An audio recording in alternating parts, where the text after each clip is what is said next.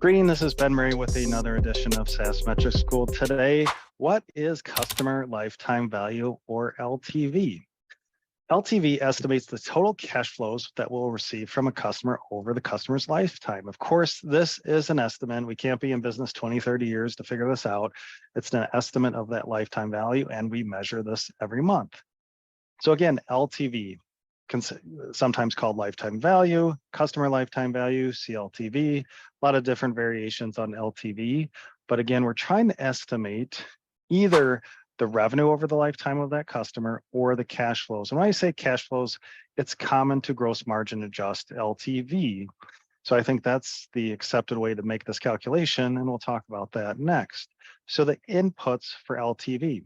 So first we need cohort ARPA, cohort ACV. And what I mean by that is we're taking our most recent customer wins, whether that's 1 month or the trailing 3 or whatever time period would be a good proxy for the cohort ARPA or ACV to get that number.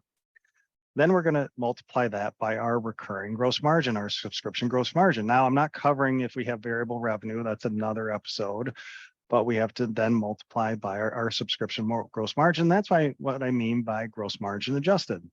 So those average dollars that we're getting for those most recent customer wins times our gross margin divided by our dollar churn. Now, in this case, I'm taking 1 minus our GDR or 1 minus our gross dollar retention to calculate that.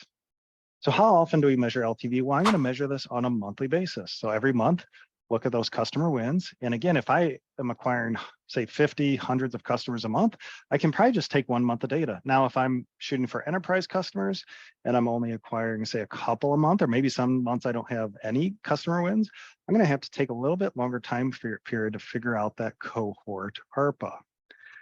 Now, remember, LTV is not a standalone metric. We have to compare it to CAC. So your LTV of 500 for you could be great, but that could be bad for me. Now, for LTV, I think it's highly applicable if you have low price point, high volume SaaS. You've got a lot of data flowing through your business, and you can really hone in on the LTV and, of course, the resulting LTV to CAC. Another episode, I'll talk about whether LTV is applicable if you're targeting mid-market enterprise customers, not high ACV. So a little bit about LTV and that estimate that we're trying to come up with for those margins that we'll receive from a customer over the customer's lifetime. Hope you enjoyed today's episode.